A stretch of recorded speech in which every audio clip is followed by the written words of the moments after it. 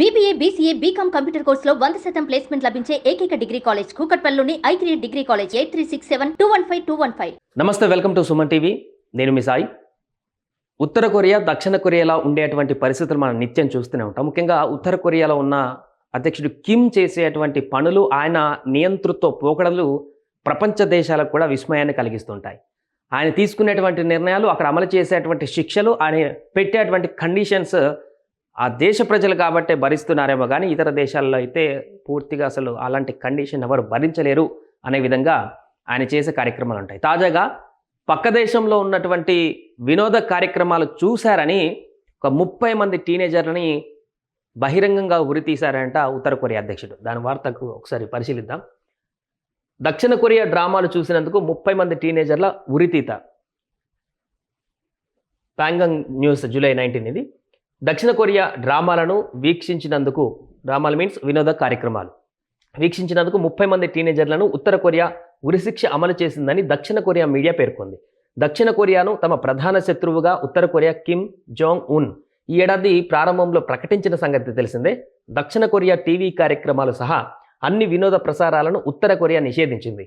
Pen డ్రైవ్ల ద్వారా ఆ కార్యక్రమాలు ఉత్తర కొరియాలోకి వస్తుంటాయి.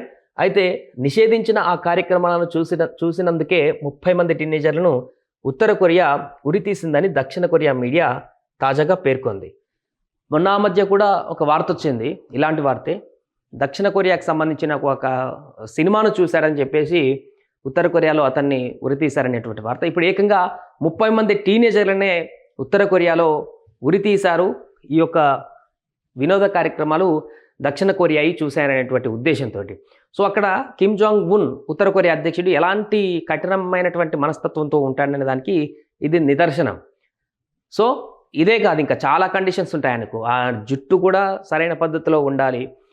చాలా రకాలుగా అక్కడ ఎవరు కూడా ఎక్కువగా ఫోన్ టెక్నాలజీని కూడా అధికంగా మాట్లాడకుండా ఉండేటువంటి పరిస్థితి. పూర్తిగా ఆయన నిర్దేశించినటువంటి ఒక సపరేట్ కండిషన్స్ మేరే అక్కడ జీవించాలనేటువంటి విధంగా ఉత్తర కొరియా అధ్యక్షుని యొక్క బిహేవియర్ ఉంటుంది. దానిలో భాగంగానే ఇప్పుడు తాజాగా ఇది జరిగింది అంటూ దక్షిణ కొరియా అధికారికంగా చెప్తుంది. దీనికి సంబంధించి ఇంకా ఉత్తర కొరియా స్పందించలేదు. గతంలో జరిగినటువంటి ఘటన, ఒకసారి ఇట్లానే సినిమా చూశారని చెప్పేసి ఒక వ్యక్తిని ఉత్తర కొరియా చంపిందని దక్షిణ కొరియా ఇలాగే చెప్పినప్పుడు దాన్ని ఉత్తర కొరియా ఖండించింది, అది అబద్ధం అని చెప్పేసి.